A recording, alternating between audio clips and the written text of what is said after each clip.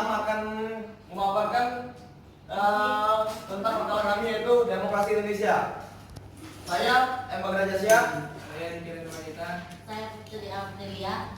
dan yang pertama akan dibacakan oleh Riki dan Pencipta. Baiklah, pengertian dan konsep demokrasi Pancasila. Demokrasi secara etimologis berasal dari bahasa Yunani, yaitu demos yang berarti rakyat, dan kratos atau kratein yang berarti pemerintahan. Khususnya di Athena, kata demos biasanya merujuk pada seluruh rakyat, tetapi kadang-kala juga berarti orang-orang pada umumnya atau hanya rakyat miskin. Kata demokrasi pada mulanya kadang-kala digunakan oleh kalangan aristokrat sebagai sindiran untuk merendahkan orang-orang kebanyakan. Nilai-nilai moral yang terkandung dalam demokrasi Pancasila. Yang pertama, adanya rasa tanggung jawab terhadap Tuhan Yang Maha Esa. Yang kedua, menjunjung tinggi kepada nilai-nilai kemanusiaan yang sesuai dengan harkat dan martabat manusia. Yang ketiga, menjamin dan dapat mempersatukan bangsa. Yang keempat, berguna untuk mewujudkan keadilan sosial. Next.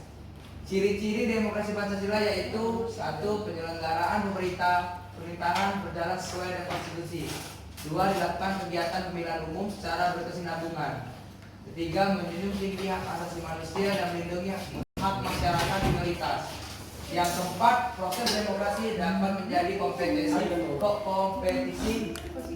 berbagai ide dan cara menyelesaikan masalah. Yang keempat, ide yang paling baik bagi Indonesia akan diterima dan bukan berdasarkan suara yang terbanyak. Next. Esensi demokrasi Pancasila. Esensi demokrasi adalah partisipasi publik dalam menentukan pejabat-pejabat dalam pembuatan kebijakan publik. Demokrasi tanpa partisipasi langsung oleh rakyat merupakan bentuk pengingkaran terhadap demokrasi itu sendiri. Asumsi ini lah yang mendasari bahwa pemilihan para pejabat politik secara langsung lebih demokratis dibandingkan dengan perwakilan. Esensi demokrasi Pancasila adalah suatu pelaksanaan sistem pemerintahan yang sesuai dengan bukti-bukti Pancasila, seperti 1. Ketuanya Esa, 2. Pembangunan yang ada terhadap 3. Persatuan Indonesia, 4. Kerakyatan dipimpin oleh hikmat kebijaksanaan dalam permusyawaratan kebangsaan, dan yang kelima ialah keadilan sosial bagi seluruh rakyat Indonesia. Oke, selanjutnya akan dilanjutkan oleh saudara Bagas.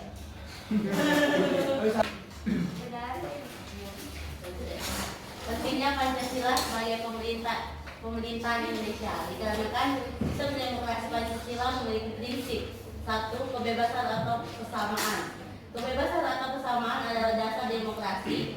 Kebebasan dianggap sebagai sarana mencapai kemajuan dan memberikan hasil maksimal dari usaha orang tanpa pembatasan dari penguasa. Kedua, kedaulatan rakyat. Dengan konsep kedaulatan rakyat, hakikat kebijakan yang dibuat adalah kehendak rakyat dan untuk kepentingan rakyat. Ketiga, pemerintahan yang terbuka dan bertanggung jawab yang memiliki prinsip-prinsip. 1. Dewan Perwakilan Rakyat yang representatif. Badan kehakiman, pers yang bebas, prinsip negara hukum, sistem demi partai atau multi partai, pemilihan umum yang demokratis, prinsip mayoritas, jaminan akan hak-hak dasar dan hak minoritas. Pembagian kekuasaan. 1. Legislatif, badan yang membuat atau memiliki kekuasaan membuat undang-undang. Eksekutif, badan yang memiliki kuasa dalam melaksanakan pemerintahan. Yudikatif, badan yang memiliki kuasa dalam peradilan.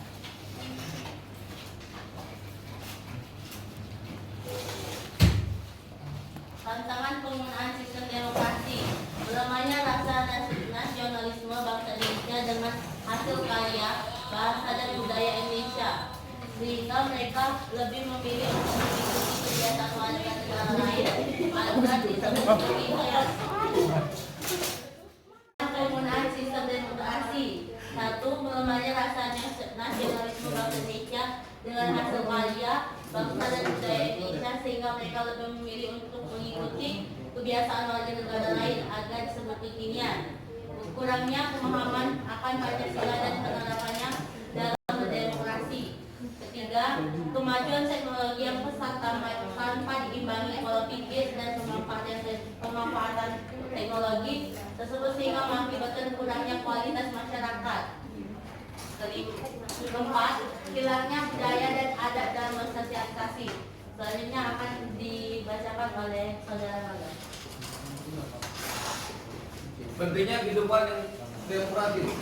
A. Partisipasi dalam pembuatan keputusan. B. Persamaan kedudukan di depan hukum. C. Distribusi pendapatan secara adil.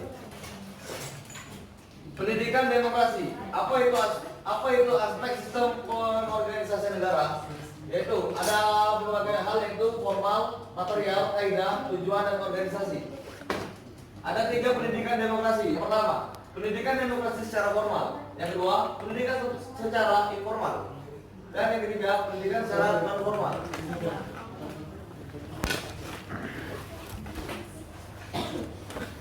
Baiklah, itulah hasil presentasi kami. Apabila kelompok lain ingin bertanya atau memberi saran, silakan. Inilah hasil dari presentasi kami. Apabila kelompok lain ingin bertanya, kami silakan. Ya, Mas. Kepada Dimas, kami silakan. Perkenalkan, nama saya Dimas Santoso dari kelompok 5. Tadi kan dijelaskan demokrasi Pancasila. Nah, bagaimana jika demokrasi itu tidak sejalan dengan adanya Pancasila? Bagaimana solusinya menurut Anda? Ulang. Desi dan aku toh. Desi, silakan Bu.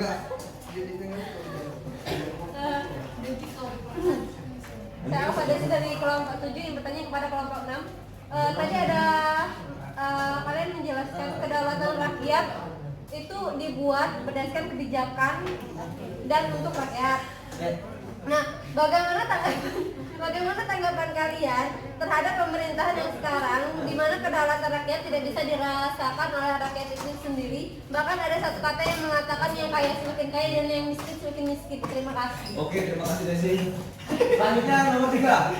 Hei, yang lagi di pasti. Mami, kok kan aku dulu ya?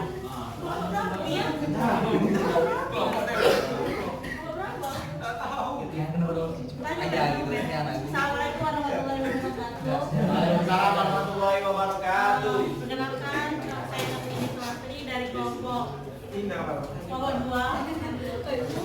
Izin bertanya. Kan di demokrasi itu kerakyatan itu diberi kebebasan dalam pemerintahan. Nah, bagaimana jika rakyat tersebut kelewatan dalam kebebasan tersebut? Solusinya bagaimana? Oke, Oke. Sesi pertama kami tutup dulu. Beri kami waktu untuk menjawab pertanyaan-pertanyaan kalian. Baik. Saya akan menjawab pertanyaan yang diberikan oleh Dimas Santoso. Demokrasi tidak sejalan dengan Pancasila. Jadi seperti ada contohnya, misalnya sistem demokrasi yang terjadi pada Orde Baru sebetulnya hanya sebuah pengakuan rezim pemerintah, bukan hanya sebuah sistem.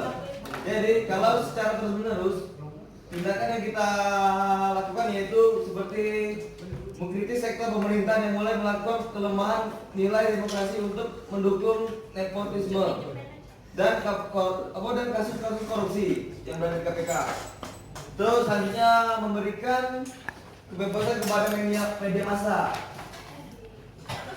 Terus pendidikan juga warga negara seharusnya diarahkan untuk memberi pantauan terhadap sistem kewarganegaraan. Dan yang terakhir bisa kita lakukan itu Pancasila seharusnya diajarkan dalam bentuk dialog dan sekolah di ruang publik. Apa yang penting Dimas? Saya akan dijawab oleh Putri Amelia. Jadi kan pertanyaan Putri tadi kan dia nanya kebebasan rakyat kalau dia kelewatan. Jadi sebenarnya kebebasan rakyat itu udah ditentukan di Undang-Undang Dasar kita. Jadi setiap kebebasan rakyat itu udah ada batasnya. Cara mengatasinya. Solusinya itu kita kalau berpendapat di tempat umum nih kan, kita tuh ada batasan.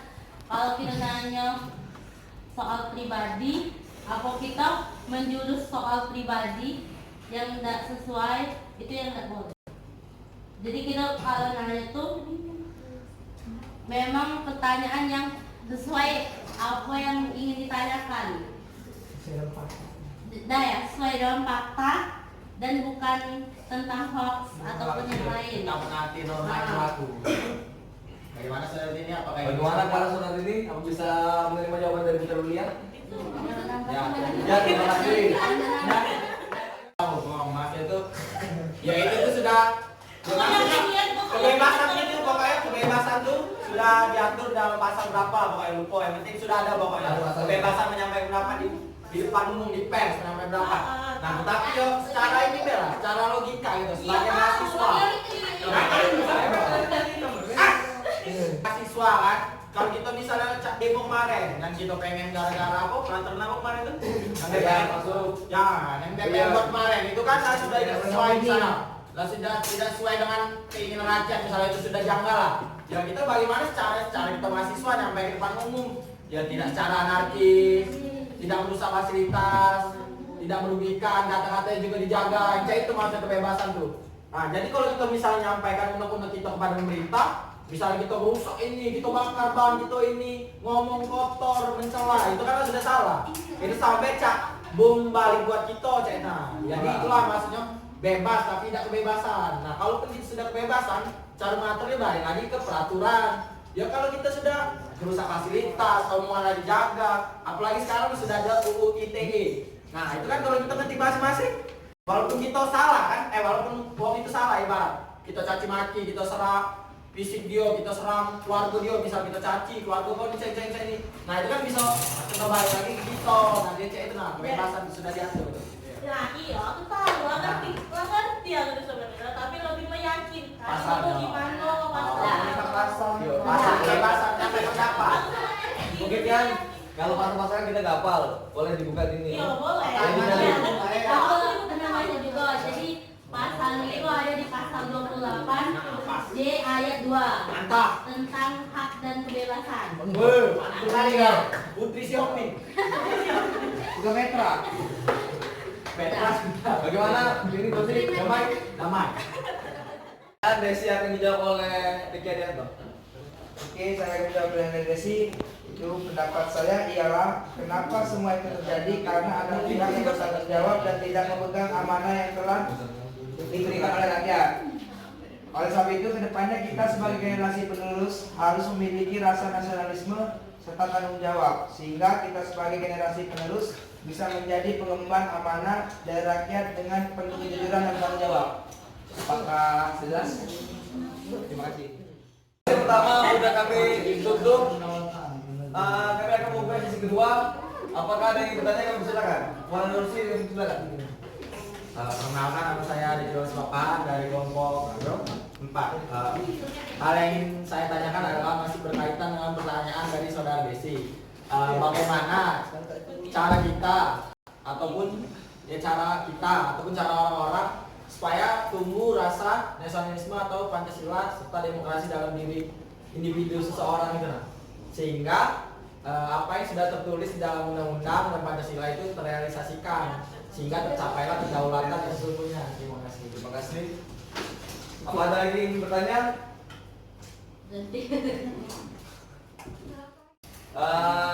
Saya langsung akan menjawab pertanyaan dari Ricky Dosi. Tadi Ricky Dosi menanyakan bagaimana cara menumbuhkan rasionalisme di dalam tubuh, dalam individu. Ya, bisa saja kan mulai menanamkan rasa nasionalisme kita kepada Pancasila dan undang-undang itu sejak dini. Dari kecil tuh udah kita ajarkan bagaimana nak menentukan, terus